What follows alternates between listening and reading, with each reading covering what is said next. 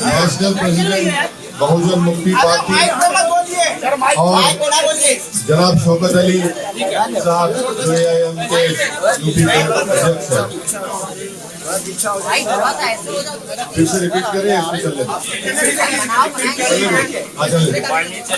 तो हम तमाम ने मिलकर ये फैसला किया है कि हम लोग उत्तर प्रदेश के आने वाले विधानसभा में हम सब लोग मिलकर चुनाव में हिस्सा लेंगे और तकरीबन 95% सीट्स पर जहां पर हमारे कैंडिडेट होंगे किस पार्टी के होंगे तय हो चुका है।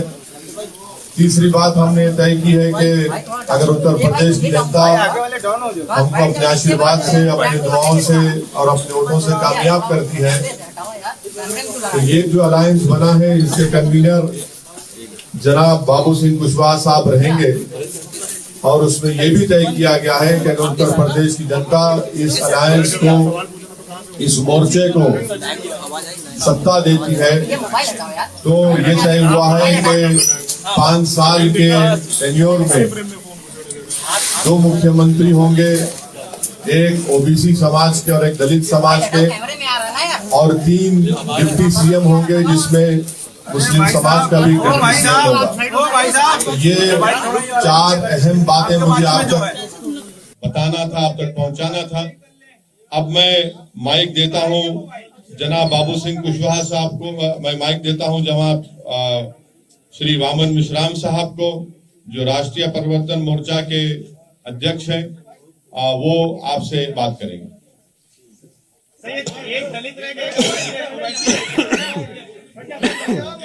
साथियों, आपको पूछने के लिए अवसर है। अभी हम अपनी बात आपके सामने रखते हैं, उसके बाद सवाल जवाब होगा। मैं केवल एक बात कहना चाहता हूँ कि ये सारा गठबंधन जो है हम लोगों ने मिलकर किया। इसमें अभी जो महत्वपूर्ण 5-6 पार्टियां हैं और उसके साथ साथ और भी दल इसमें आ सकते हैं, इसके लिए अभी दरवाजे बंद नहीं है। तो एक तो ये बात है। दूसरी बात मैं कहना चाहता हूँ कि इस गठबंधन के ऐलान होने के बाद बीजेपी और समाजवादी के बीच में जो लड़ाई हो रही है, अब बीजेपी और समाजवादी के बीच में लड़ाई नहीं होगी, बीजेपी और हमारे भागीदारी परिवर्तन मोर्चा के बीच में लड़ाई होगी। अब समाजवादी गठबंधन तीसरे नंबर पर चला जाएगा। आप सभी साथियों को नमस्कार। साथियों, अभी जनाब ओवैसी साहब ने और बावन मिश्राम साहब ने जो हम लोगों ने भागीदारी संकल्प मोर्चा भागीदारी परिवर्तन मोर्चा बनाया, उसके बारे में आपको जानकारी दी। हम लोगों ने 5 पार्टियों ने मिल करके अभी ये भागीदारी परिवर्तन मोर्चा बनाया है। इसमें ओवैसी साहब की पार्टी है, हमारी जन अधिकार पार्टी है, बावन मिश्राम साहब का परिवर्तन मोर्चे की तरफ से है और बहुजन मुक्ति मोर्चा के साथी हमारे बैठे हुए बहुजन मुक्ति पार्टी के और भारतीय वंचित समाज पार्टी के आदरणीय रामचंद्र कश्यप जी हैं और जनता क्रांति पार्टी के कमलेश चौहान जी हैं। इन लोगों ने मिल करके हम लोगों ने अभी इस मोर्चे को बनाया है और कुछ साथी और हमसे संपर्क में हैं, तो वो जल्दी हो 1-2 दिन में उनसे बात करके जो साथी हमसे जुड़ना चाहेंगे उनको हम अपने साथ जोड़ेंगे। हमारे जो मोर्चे का लक्ष्य है, जिस विचारधारा के साथ हम लोग चल रहे हैं, हम बाबा साहब अम्बेडकर को मानने वाले लोग हैं, संविधान को मानने की चाहत है, जो संविधान की मंशा है। हम संविधान वादी लोग हैं। हमारा पहला नारा है कि जिसकी गिनती संख्या भारी उसकी उतनी हिस्सेदारी। हम लोग जाति जनगणना कराने के पक्ष में हैं। एक समान शिक्षा पद्धति, निःशुल्क शिक्षा और अनिवार्य शिक्षा, नई शिक्षा नीति के आड़ में जैसे पिछले साल कोरोना महामारी की जब शुरुआत हुई और 2 महीने सबको पूरे देश को बंद करके अंदर रखा गया, उस 2 महीने में जो 4-5 कानून बने, एक कृषि का कानून बना जिसको अभी वापस लिया गया, 1 साल किसान आंदोलन करते रहे।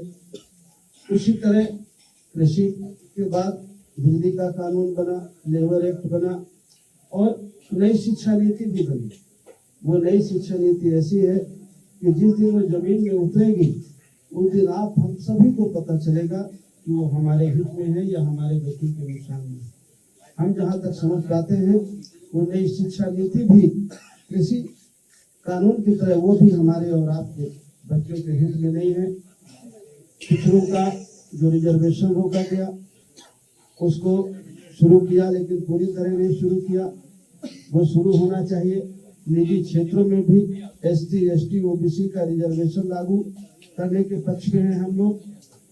और जो अभी किसान की जो फसल खरीदी जाती है उसके लिए जो उनकी मांग थी कि सरकार एक गारंटी कानून बनाए कि उससे कम में खरीद न हो।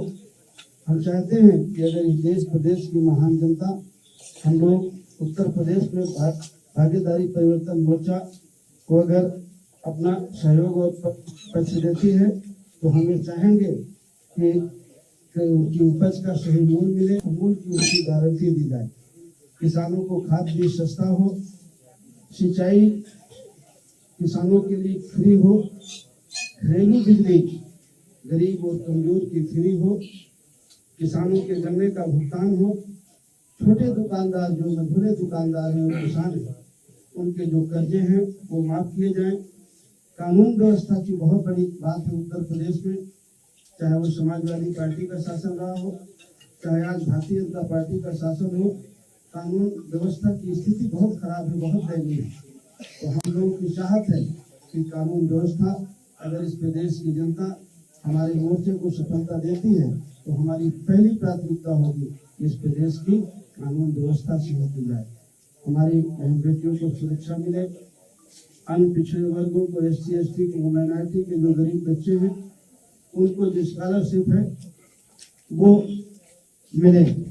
पुरानी पेंशन बहाली का एक मामला आया है, कुछ लोगों ने कहा है कि हम पुरानी पेंशन बहाल करेंगे, लेकिन इस बारे में मैं एक बात कहना चाहता हूँ। जब इस देश के प्रधानमंत्री माननीय अटल बिहारी वाजपेयी जी थे, उन्होंने पुरानी पेंशन को बंद कर दिया था, अब पेंशन नहीं दी जाएगी ऐसा उन्होंने कानून बनाया था। उस समय प्रदेश में समाजवादी पार्टी की सरकार थी और सबसे पहले अगर उस कानून को किसी ने माना तो उत्तर प्रदेश की सरकार ने माना। पिछली बार 5 साल समाजवादी पार्टी की सरकार रही, उन्होंने पुरानी पेंशन बहाल नहीं की। अभी भी बंगाल में पुरानी पेंशन लागू है, बहुत सारे प्रदेशों ने धीरे धीरे करके उस पेंशन को खत्म किया, लेकिन सबसे पहले अगर खत्म किया तो उत्तर प्रदेश की समाजवादी पार्टी ने खत्म किया। आज वो जरूर कहते हैं कि पुरानी पेंशन, लेकिन वो करेंगे या नहीं करेंगे, लेकिन अगर इस मोर्चे को लोग सहयोग देते हैं, बहुमत देते हैं, तो ये मोर्चा जरूर पुरानी पेंशन को बहाल करेगा। ऐसी कुछ मुद्दों के साथ हम लोग चुनाव में जा रहे हैं। हमारे सीटों के बंटवारे में कोई विवाद नहीं है, लगभग 95% सीटों पर हम लोगों ने काम कर लिया है। कुछ लिस्टें हमारी जारी भी हो गई हैं, आने वाले 2-3 दिन में हमारी सारी लिस्टें जारी हो जाएगी। बस यही कुछ बातें आपको जानकारी में देना था। वैसे जी आप कह रहे थे कि मुसलमानों का मुख्यमंत्री उत्तर प्रदेश में होना चाहिए, लेकिन इस बार जो मुख्यमंत्री बनाएंगे उसमें एक भी मुसलमान नहीं रहेगा। कहाँ कहा था हमने? हमेशा से आप कहते रहे। नहीं, कहाँ कहा था बताइए, किसने कहा? हमने कहा था कि हिस्सेदारी की लड़ाई है और हमारे राष्ट्रीय स्पोक्स पर्सन आसिम अखार साहब ने ये कहा था कि डिप्टी CM एक मुसलमान होना चाहिए, वही कंसिस्टेंटली हम लोग कह रहे हैं। राष्ट्रीय उलमा काउंसिल की बात नहीं की, पीस पार्टी से नहीं बात की, अभी आपने मोहम्मद मिश्रा साहब से सुना कि दरवाजे खुले हैं, ठहरिए, वक्त इंतजार करिए, मालूम होगा। वीआईपी पार्टी भी आ रही है आपके साथ? कुशवाहा साहब, जी वीआईपी पार्टी भी आ रही है क्या? आपने बहुत सारी कोशिश कवायद की, आप जो है आखिरी मौके पर जो ओवैसी साहब के साथ आप आए हैं, ये विकल्पहीनता मजबूरी का गठबंधन है या पहले से आप इस पे काम कर रहे थे?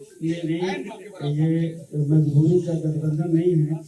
जिस विचारधारा के हम लोग हैं, हम लोग पिछले 4 महीने से पिछड़ा दलित अल्पसंख्यक भाईचारा बनाओ सम्मेलन पूरे प्रदेश में कर रहे हैं। आपको अच्छी तरह से जानकारी होगी, आप लोगों ने हमें दिखाया हो या न दिखाया हो, लेकिन प्रदेश में अगर सबसे ज्यादा कार्यक्रम किसी पार्टी ने किए हैं तो जन अधिकार पार्टी ने किए, और हम सब लोगों ने एक दूसरे से सहयोग लेकर के पूरे प्रदेश में 4 महीने से चतुर्मासा में भी हम लोग नहीं बैठे, पिछड़ा दलित अल्पसंख्यक भाईचारा बनाओ सम्मेलन हम लोग कर रहे हैं। और जो हम कर रहे हैं, जिस विचार के आदमी हैं वो आपके सामने हम देख रहे हैं। देख लीजिए, पिछड़ा भी है, दलित भी है, अल्पसंख्यक भी है। इसमें से मुख्यमंत्री का चेहरा कौन होगा? क्योंकि भाजपा में तो सीएम योगी आदित्यनाथ है, सपा और आरएलडी के गठबंधन में अखिलेश यादव है, आपके गठबंधन में कौन मुख्यमंत्री का चेहरा है? देखिए, अब हमारे गठबंधन में अभी तो मुझे आप लोगों ने कहा है कि मैं संयोजक हूँ, बाकी अब आप लोग से पूछ लीजिए। अभी आप लोगों के सामने हम लोगों ने सलाह मशवरा करके घोषित करने के लिए ओवैसी साहब को कहा था, और ओवैसी साहब ने घोषित किया कि इस गठबंधन के 2 मुख्यमंत्री 5 साल के टेन्योर में होंगे। एक पिछड़े वर्ग में बाबू सिंह जी है और एक दलित का होगा, यानी शेड्यूल कास्ट का होगा, उसका चेहरा घोषित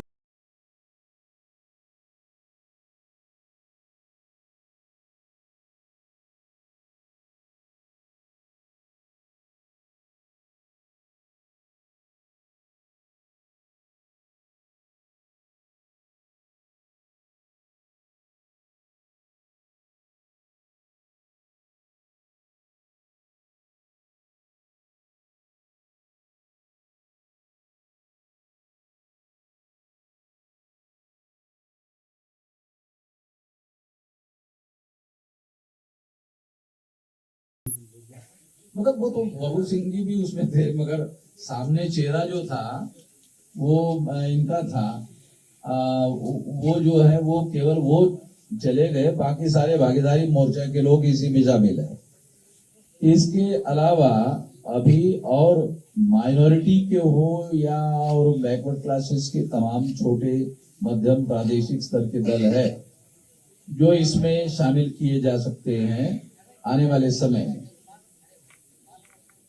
ओवैसी साहब, एक सवाल ये एक सवाल आपसे सवाल लेना चाहेंगे। किसको पूछना है? मुझे पूछना है, एक सवाल आपसे लेना चाहेंगे। सुप्रभात साहब से। जी। एक सवाल ये है कि स्वामी प्रसाद मौर्य ने अभी एक बड़ा ही मन से भी घोषणा की, जिसके साथ हम जाते हैं वहां पे सरकार बनती, उसकी हम सरकार बनाते, तो उन्होंने अपने आप को किंग मेकर घोषित कर दिया है चुनाव से पहले। आपको इसके क्या मायने दिखाई देते? क्या आपको लगता है कि उनकी बात में दम है? नहीं, अगर वो कह रहे होंगे तो होंगे, अब उसमें हम क्या कह सकते हैं? ओवैसी जी इधर ले लीजिए सवाल। सर, सीटों का कुछ फाइनलाइजेशन हुआ है? सीटों पे कुछ फाइनलाइजेशन हुआ है सर? हाँ, सीटों का हो गया। कितनी सीटों पर लड़ रहे हैं? 95 सीटों पर हमारा 95% सीटों पर हमारा सुन लीजिए पहले पूरा। एक मिनट सवाल तो सुन लीजिए पहले पूरा सर। कितनी सीटों पर लड़ रहे हैं? क्योंकि 403। पहले फेज की पोलिंग के लिए नामांकन खत्म हो चुका है, अब वो सीटें खत्म हाँ, हो गई हैं। नामांकन हो गया दूसरे में हमारा। चल रहा है, तो सर, टोटल काउंटिंग कितनी है सीटों पर? 403 अरे सुन तो लीजिए, सवाल तो सुन लीजिए सर। खत्म कितना करेंगे? सवाल लंबा कितना सवाल कर रहे आप हैं? 100 सीटों अरे पर सवाल चुनाव इतना लड़ने जा की- रहा हम सर, बीच में बोले देखो, तो अरे अब बस सवाल समझ गया आपको, छोड़ दिया, हम बोलते हैं। आज छोड़ सुनिए, सुनिए। जी बताइए। और कुछ बोलना है? ना अभी लंबा करेंगे फिर। 403 सीटों पर हमारा गठबंधन चुनाव लड़ेगा, पहली बात। उसमें से 95 सीटों पर हम लोगों का कंसेंसस हो गया है, 95% सीटों पर, ठीक है। 5% सीटों पर 3 दिन के अंदर नाम के साथ लिस्ट घोषित की जाएगी, ये बात है। अभी ओवैसी साहब मेरा सवाल आपसे है, 100 सीटों की बात करी थी, आपकी अपनी सीटें बना रहे हैं। देखिए, पंडित और लोग भी हैं। हमारी बाबू सिंह कुशवाहा साहब की, वामन मिश्राम साहब की, परविंदर प्रताप सिंह साहब की, कमलेश चौहान साहब की, रामचरण कश्यप साहब की रामकरण कश्यप साहब की, हम लोगों की बातचीत बहुत दिन से चल रही है, तो ये फर्स्ट फेज सेकंड फेज आप उस चक्कर में मत पड़िए। अरे तो एक ही अरे चीज सर है। सर सुनिए भाई, सुनिए। अरे इतना बॉक्सिंग मैच हो रहा है क्या? इतना इतना सबर रखिए। ये हमारी बातचीत पहले से चल रही है। फर्स्ट फेज में कौन कहां से लड़ेगा, किस विधानसभा से लड़ेगा, सेकेंड फेज में, थर्ड फेज में, फोर्थ फेज में, फिफ्थ फेज में, 6, 7, ये सब तय हो चुका है। तो इसमें आपको कोई ताज्जुब या परेशानी की बात नहीं होनी चाहिए। ये तय हो चुका है। अभी वामन मिश्रा साहब ने और हमारे कन्वीनर साहब ने कहा कि 95% सीटों पर पूरा तय हो चुका है कौन कहां से लड़ेगा। हम कहीं नहीं जा रहे हैं। मेरा है कि आपने कहा कि दलित सीएम और आपने कहा ओवैसी सीएम, सवाल ये मुस्लिम सीएम क्यों नहीं, पहला और दूसरा क्या चंद्रशेखर को भी साथ ले रहे हैं क्या? ये दो सवाल एक साथ कर रहे हैं। अब ये अभी आपके सामने बोलेंगे, हमको टेलीफोन आ रहा भाई, अरे बोलेंगे ना, चंद्रशेखर का हमको टेलीफोन आ रहा है तो हम बता देते हैं। बोल दो ना, सुन लो। चंद्रशेखर का हमको टेलीफोन आ रहा है, बार बार टेलीफोन आ रहा है, तो बात हुई है। तो वो जो हमने पहले कहा ये दरवाजे खुले हैं तो फिर वो बातें होंगी ना। चलो आप पूछ लीजिए। एक सवाल है।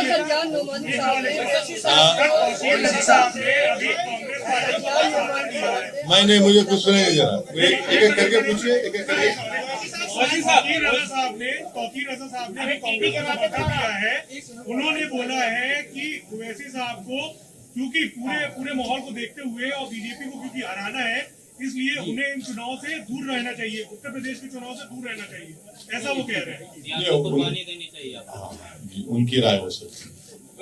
मेरा सवाल ये है, हाँ बोलिए विशाल। मेरा सवाल ये है कि कल प्रियंका गांधी वाड्रा ने जब प्रेस कॉन्फ्रेंस की तो उन्होंने कहा कि पोस्ट पोल अलायंस के लिए कांग्रेस के दरवाजे हैं वो खुले हुए हैं, और जब मुख्यमंत्री के बारे में पूछा गया तो उनका कहना था कि मुझसे ज्यादा बेहतर चेहरा आपको उत्तर प्रदेश में क्या नजर आता है?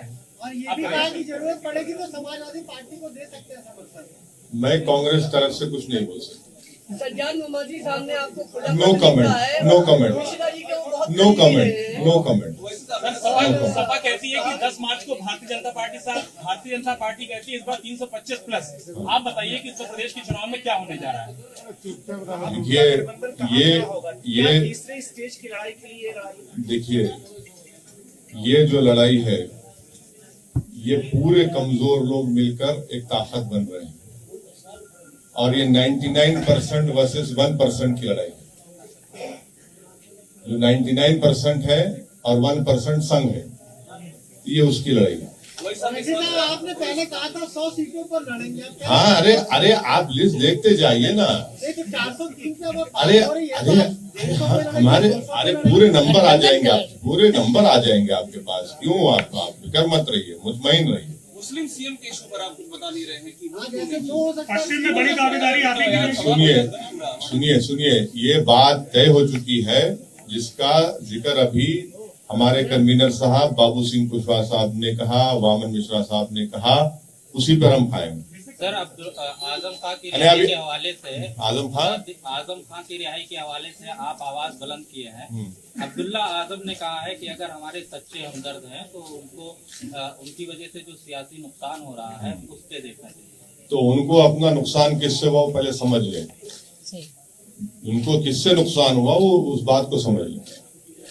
कोई ऐसी सीटें हैं जिसमें बाबू सिंह कुशवाहा की पार्टी और ना, नो, नहीं है, बिल्कुल नहीं है, सब क्लियर है। लेकिन पश्चिमी उत्तर प्रदेश में आरएलडी और सपा के ऐसे कैंडिडेट्स हैं जो कि सपा के भी नामांकन हो रहा है और आरएलडी का भी नामांकन हो रहा है। क्या सिर्फ बटौवल की शुरुआत नहीं हो गई है? अच्छी बात है ना, मुबारक हो उनको, मुबारक हो। बल्कि उनका हसनपुर का जो कैंडिडेट है, माशाल्लाह से वो तो आरएसएस के हैं और उनकी फोटो भी आई है। और माशाल्लाह से जो लोनी के आरएलडी के कैंडिडेट हैं, उनके ताल्लुक से कहा गया कि दिल्ली के नॉर्थ ईस्ट के राइट्स में भी उनका जिक्र खैर आ रहा है, वो बता दें वो भी। तो अब ये तो ऐसा है, तो ये ठीक है, आ रहा है सामने, देखिए। बाबू सिंह कुशवाहा जी आपके पुराने साथी ओम प्रकाश राजभर कह रहे हैं कि उनकी पार्टी का नाम है जन अधिकार, लेकिन कोई उनका वो है नहीं इस समय, चाहे 403 पे लड़े कोई फर्क नहीं पड़ेगा। कोई बात नहीं, कह सकते हैं बड़े नेता, हमें उनकी बात पर कुछ नहीं कहना। बड़े नेता का डिफिनेशन इसमें क्या है कुशवाहा साहब, कुछ आप रहस्यमय चीज बता रहे हैं? कितने बड़े नेता है? देखिए और तो मैं सबसे बात करता हूँ, लेकिन अभिषेक जी से मैं बहुत डरता हूँ। मैं आप सबके बीच में कह रहा हूँ, अभी ये मुझे थोड़ी देर पहले पा गए थे तो मैं दौड़ के भागा, तब भी ये मुझे पकड़ लिए। तो देखिए अपने अपने आदमी के, हर आदमी के अपने दावे हैं, हर पार्टी के अपने दावे हैं, बीजेपी गठबंधन के अपने दावे हैं, बीएसपी के अपने दावे हैं, कांग्रेस के अपने दावे हैं, समाजवादी गठबंधन के अपने दावे हैं। सब अपने अपने कुछ भरोसे में, कुछ उनको जानकारी होगी तो कह रहे हैं। हम भी भरोसे के साथ कह रहे हैं कि हम भी पूरी मजबूती के साथ लड़ेंगे और किसी से कम नहीं लड़ेंगे और किसी से कम जीतेंगे नहीं। बीजेपी के तमाम लोगों ने आपसे संपर्क किया था, बड़े चाह रहे थे कि आप उनके साथ बात नहीं बनी। देखिए संपर्क राजनीति में दो चार महीने पहले समाजवादी पार्टी से भी हुआ, कांग्रेस के भी लोगों से बातचीत होती है, बीजेपी के लोगों से भी बातचीत हुई। बातचीत का कोई मतलब ये नहीं है कि नहीं हमारा अलायंस हो। जो हमारा अलायंस हो रहा है, आज हम पिछले 3 महीने से हम लोग बातचीत कर रहे हैं और जो आपकी एक कंफ्यूजन है कि फर्स्ट फेज का नामांकन हो गया, हम लोगों की सहमति थे। हम लोगों ने नामांकन हमारे कैंडिडेटों ने किया है हर सीट में, कहीं आपने किया है, कहीं आपने किया है, कहीं आपने किया है, कहीं आप एक कैंडिडेट है। तो हमारी पूरी कोशिश है कि 403 में कोई सीट छूटे ना और हम लोग मिल करके 403 सीटों में पूरी मजबूती के साथ लड़ें। कोई लेट नहीं हुआ, हम नहीं लेट हैं, हमारी पूरी तैयारी है। आज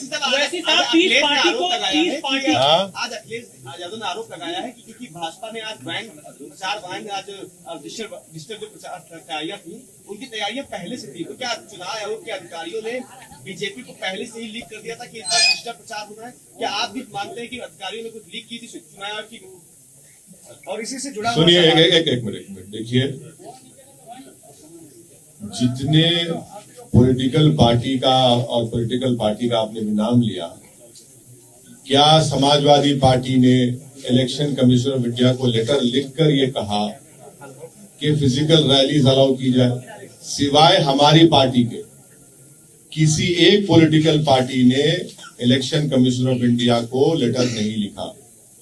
मैं शुक्रगुजार हूं इलेक्शन कमीशन ऑफ इंडिया के चीफ इलेक्शन कमिश्नर का कि हमारी उनसे नोटिफिकेशन आने के 2 दिन के अंदर वो हमसे फोन पर बात किए। हमने उनसे रिक्वेस्ट किया कि सर आप कम से कम एक पॉलिटिकल पार्टी को एक विधानसभा में 500 लोगों के साथ फिजिकल रैली करने की इजाजत दीजिए, पूरा कोविड नॉर्म्स को फॉलो करते हुए। और फिर हमने यही बात को चीफ इलेक्शन कमिश्नर को लिखकर भी दिया। हमने कहा कि फ्री एंड फेयर इलेक्शन का मतलब यह है कि सबको एक लेवल प्लेइंग फील्ड मिले। तो आपको भी लिखकर देना चाहिए था, आपने क्यों लिखकर नहीं दिया? हमने तो लिखकर दिया है और हमको यकीन है कि इलेक्शन कमिश्नर उस पर गौर करेंगे और उस पर एक फैसला लेंगे। अब जब किसी पॉलिटिकल पार्टी को फिजिकल रैली की और पदयात्रा की परमिशन नहीं है, तो फिर हमको जो कर सकते हैं वो करना पड़ेगा ताकि हमारा मैसेज, हमारा पैगाम जनता तक पहुंच सके। आज बीजेपी नहीं है, मगर हमारे तालुका शिवपाल यादव साहब से पर्सनली और रहेंगे इंशाल्लाह। आज बीजेपी ने चुनावी रथ निकाला है, करीब सैकड़ों, जिसमें पोस्टर लगे हैं, एलईडी लगी हुई है। आपने कहा तो चुनाव आचार संहिता का उल्लंघन नहीं? अगर वो परमिशन नहीं लिए हैं ईसीआई से तो जाहिर एक्शन लेना चाहिए। हो अगर परमिशन लिए मुझे नहीं मालूम, ये नहीं। सर, इलेक्शन कमीशन ने जिस तरीके से कहा कि वर्चुअल रैली होगी, ऐसे में छोटी पार्टियां जिनके पास संसाधन नहीं है उस लेवल पे, वो क्या अपने मतदाताओं तक अपनी बात पहुंचाएंगे? उसका तरीका क्या?